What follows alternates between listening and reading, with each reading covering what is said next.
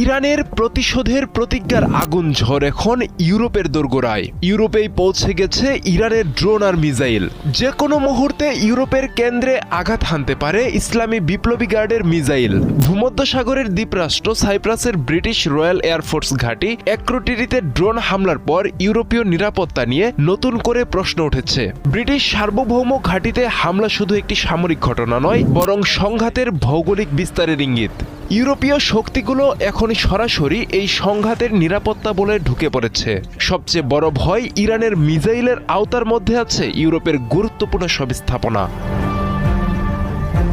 ইরানের ক্ষেপণাস্ত্র ভাণ্ডার বহুস্তরীয়। ক্ষেপণাস্ত্রের পাল্লার মধ্যেই পড়ে ইউরোপের বেশ কিছু দেশ। প্রধানত তিন ধরনের রেঞ্জ ইউরোপের জন্য গুরুত্বপূর্ণ।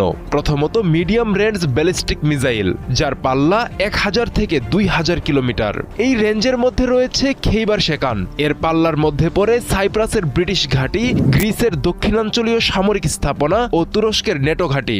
দ্বিতীয়ত ইন্টারমিডিয়েট রেঞ্জ ব্যালিস্টিক মিসাইল, যার পাল্লা 2000 থেকে 3000 কিলোমিটার বেশি। ইরানের কিছু উন্নত ক্ষেপণাস্ত্র ইতালির দক্ষিণাংশ, গ্রিস, বুলগেরিয়া পর্যন্ত পৌঁছাতে সক্ষম বলে ধারণা বিশ্লেষকদের। তৃতীয়ত ড্রোন ও ক্রুজ মিসাইল। ইরানের শাহেদি সিরিজের ড্রোন কম উচ্চতায় উড়ে রাডার এড়াতে পারে, যা ভূমধ্যসাগরীয় অঞ্চলে বড় চ্যালেঞ্জ তৈরি করতে সক্ষম।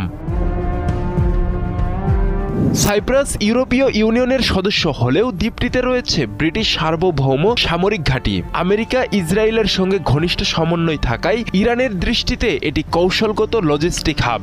এটি একটি স্পষ্ট বার্তা যে ইরানের বিরুদ্ধে সামরিক জোট গড়ে তুললে তাদের ঘাঁটিও ঝুঁকির বাইরে থাকবে না। বিশ্লেষকদের মতে ইরান সরাসরি ইউরোপে বড় আকারের ক্ষেপণাস্ত্র হামলা চালাবে এমন সম্ভাবনা এখনই বেশি নয়, কারণ এতে ইউরোপীয় ইউনিয়ন ও নেটো সরাসরি যুদ্ধে জড়িয়ে পড়বে। এটি সংঘাতকে আঞ্চলিক থেকে বৈশ্বিক পর্যায়ে নিয়ে যাবে। কূটনৈতিক ও অর্থনৈতিক পরিণতি হবে ভয়াবহ। যদি ইতালি, গ্রিস বা অন্য কোনো নেটো দেশের ঘাঁটি সরাসরি ক্ষেপণাস্ত্র হামলার শিকার হয়, তবে নেটোর আর্টিকেল 5 সক্রিয় হওয়ার সম্ভাবনা রয়েছে। যৌথ সামরিক জবাব দিতে পারে আমেরিকা ও ইউরোপ। তীব্র অস্থিরতা দেখা দেবে বিশ্ব জ্বালানি বাজারে।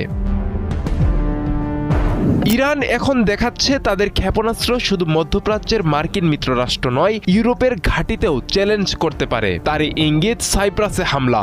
চাপ বাড়ছে আমেরিকা ইসরায়েলের জোটের উপর। ইউরোপকেও নতুন বাস্তবতায় দাঁড় করিয়েছে সাইপ্রাসে ড্রোন হামলা।